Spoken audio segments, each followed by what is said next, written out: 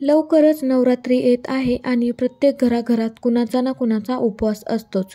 सतत साबुदाणा खिचडी, भगरीचा भात खाण्याचा कंटाळा येतो. म्हणून आज मी तुम्हाला अवघ्या 10 मिनिटात तयार होणारे पौष्टिक असे उपवासाचे काकडी घालून केलेले धिरडे कसे बनवायचे ते सांगणार आहे. नमस्कार, मी शुभांगी शुभाज किचन अँड मोरमध्ये आपले खूप खूप स्वागत करते. माझ्या चॅनलवर नवीन असाल तर चॅनलला पटकन सबस्क्राईब करा, म्हणजे जेव्हा मी नवनवीन रेसिपी चॅनलवर अपलोड करेन त्याचे नोटिफिकेशन येत राहील. चला तर मग रेसिपीला सुरुवात करूया. त्याच्यासाठी इथे मी अर्धी वाटी साबुदाणा व अर्धी वाटी भगर म्हणजेच वरई किंवा उपवासाचा तांदूळ घेतला आहे. ही जिन्नस आपण भाजून घेणार आहोत. त्याच्यासाठी गॅसवर पॅन गरम करण्यासाठी ठेवला आहे. त्यात घालूया भगर व साबुदाणा. याला मीडियम गॅसवर मस्त असे खमंग भाजून घ्यायचे आहे. भाजून घेतल्यामुळे यातील मॉइश्चर निघून जाते. मॉइश्चर रिलीज झाल्यामुळे हे दोन्ही पदार्थ हलके होतात व पचायला पण जड जात नाहीत. हे बघा, हे दोन्ही जिन्नस मस्त असे खरपूस भाजून घेतलेले आहेत. आता आपण गॅस बंद करून हे मिश्रण पूर्णपणे थंड करून घेऊया. मिश्रण पूर्णपणे थंड करून घ्यायचे, म्हणजे ते मिक्सरच्या भांड्याला चिटकत नाही. तुम्हाला 9 दिवसाचा उपवास असेल तर तुम्ही अशा प्रकारची भाजणी जास्त प्रमाणात करून ठेवू शकता. मिश्रण पूर्णपणे थंड झालेले आहे. मिक्सरच्या भांड्यात घालूया. मी इथे छोटे मिक्सरचे भांडे वापरत आहे. हे मिश्रण बारीक करूया. मिश्रण मी बारीक करून घेतलेले आहे. एका मिक्सिंग बाउलमध्ये काढूया. याचे टेक्स्चर पहा, असे रवाळ ठेवायचे आहे. यात टाकूया हिरव्या मिरचीचा ठेचा. साधारणपणे 3 ते 4 हिरव्या मिरचीचा ठेचा वापरलेला आहे. तिखटाचे प्रमाण आवडीप्रमाणे कमी अधिक करू शकता. चवीनुसार मीठ. 3 ते 4 चमचे मोठे शेंगदाण्याचे कूट घालूया.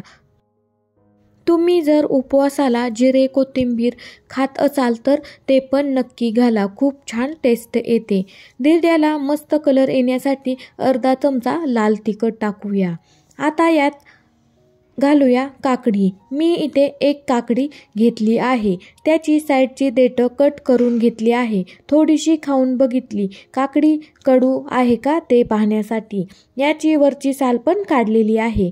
साल नाही काढली तरी चालेल. आता आपण ह्या छोट्या आलं किसण्याच्या किसणीने किसून घेऊया. मी इथे सर्व काकडी किसून घेतलेली आहे. मिश्रण आपण एकजीव करूया. काकडीमध्ये भरपूर प्रमाणात पाणी असते, म्हणून आधी चांगले एकत्र करूया, नंतर पाणी वापरूया. याच मिश्रणाचा घट्टसर गोळा मळून तुम्ही याचे थालीपीठ पण बनवू शकता. काकडीचे थालीपीठ पण खायला खूप टेस्टी होतात. यात पाणी घालूया. पाणी थोडे थोडे घालायचे, म्हणजे मिश्रण पातळ होत नाही.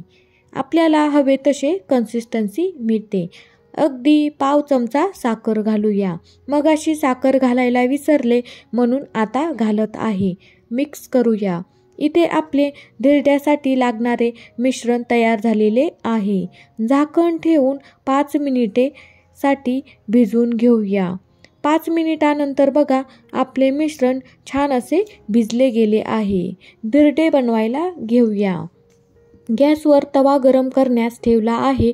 यावर घालूया थोडेसे तेल. इथे मी शेंगदाण्याचे तेल वापरत आहे. तुम्ही साजूक तूप पण वापरू शकता. तेल सर्वकडे व्यवस्थित पसरून घ्यायचे. यातील 2 पळी मिश्रण घेऊन तव्यावर घालूया. मध्यम आकाराचे गोलाकार असे धिरडे बनवून घेऊया.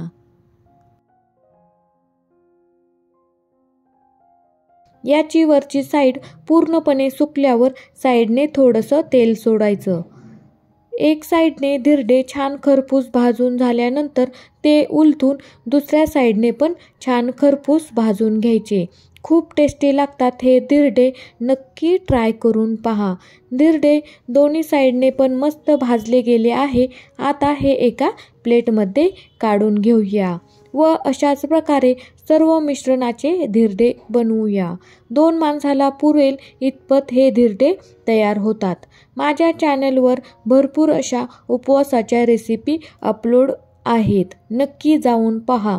डिस्क्रिप्शनमध्ये सर्वांच्या लिंक देते, नक्की जाऊन पहा. अशाच प्रकारे आपले काकडीचे उपवासाचे धिरडे तयार झालेले आहेत. दह्यासोबत सर्व करूया. आजची रेसिपी कशी वाटली नक्की कमेंट करून सांगा. आवडली असेल तर लाईक करा. तुमच्या नातेवाईकांना, मित्रपरिवारासोबत शेअर करा. भेटूया अशाच नवनवीन रेसिपीज घेऊन. तोपर्यंत धन्यवाद.